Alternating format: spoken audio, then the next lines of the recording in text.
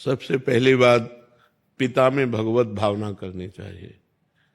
जब तक हम भगवत भाव से युक्त नहीं होते तो हमारी कोई भी भावना हमारा परम कल्याण करने में समर्थ नहीं है।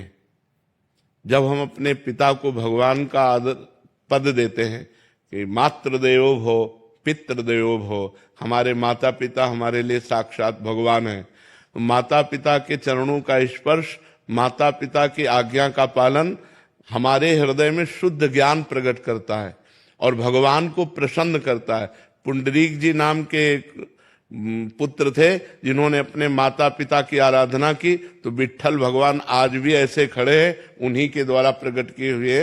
विट्ठल भगवान स्वयं चल करके आए और कहा, पुंडरीक जी आप हमारे दर्शन करो। बोले कौन हो? बोले भगवान है। तो एक ईंट दे दी कि तब तक खड़े रहो जब तक हम अपने माता पिता की सेवा नहीं कर लेते। फिर लौट करके दर्शन के, तो ईंट पर खड़े होने के कारण इट्ठल, प्यार से उनको आज विट्ठल कहते हैं, महाराष्ट्र में विराजमान है।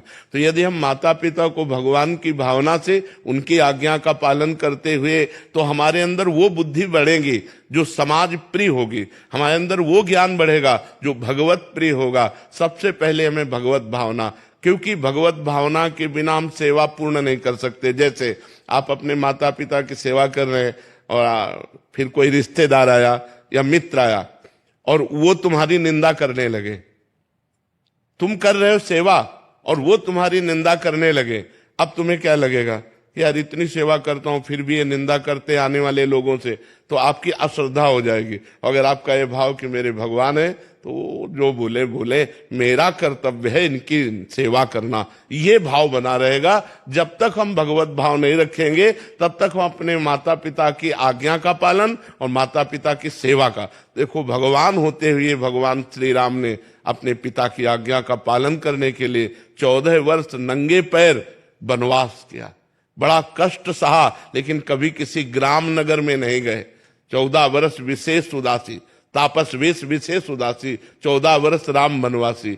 भगवान ने अपने पिता की आज्ञा पालन, तो ऐसी आज्ञा का यदि हम पालन करें, हम उनकी आज्ञा पर विचार न करें, मात पिता प्रभु गुरु के वाणी बिनहि विचार करी शुभ जाने, तो हमारा परम मंगल होगा और हमारी बुद्धि में ऐसा विकास होगा जिससे समाज सेवा भी बनेगी, परोपकार भी बनेगा। और वैसे हम सबसे प्रार्थना करते, जहां तक हमारी बात सबके कानों में पहुंचे, कलयुग चल रहा है, लोग माता पिता का अपमान कर रहे हैं, ये बहुत बड़ी हानि की बात है। कभी वो सुखी नहीं रह सकते जो अपने माता पिता का अपमान करते हैं। बूढ़े माता पिता को घर से निकाल देते हैं या वृद्धाश्रम या अनाथाश्रम भेजाते हैं। उस दिन की याद करो जब तुम गोद में हगते मूतते थे, उस समय यदि वो तुम्हें अनाथालय भेज जाते तो उन्होंने तुम्हें गले लगाकर पाला, और आज जब तुम्हारा अवसर आया सेवा का तो उन्हें अनाथालय या वृद्धाश्रम या अन्य जगह, ऐसा नहीं है, ऐसा नहीं करना चाहिए। वृद्ध माता पिता को भोजन और सामग्री से ज्यादा प्रिय होता है अपने पुत्र का प्यार पाना। वो पैसे से नहीं दिया जा सकता, वो स्वयं से दिया जा सकता है। इसलिए अपने माता पिता को भगवत भाव से आराधना करें। ये जो आजकल नए बच्चे अपने माता पिता को मारते हैं, पीटते हैं, गाली देते हैं, घर द्वार से बाहर कर देते हैं, इनकी बड़ी दुर्गति होगी। अभी अगर जिसके माता पिता जिंदा हो, अभी अपना काम बना लो, अपने माता पिता को भगवान की तरह आराधना करो, तो भगवान तुम पर प्रसन्न हो जाएंगे।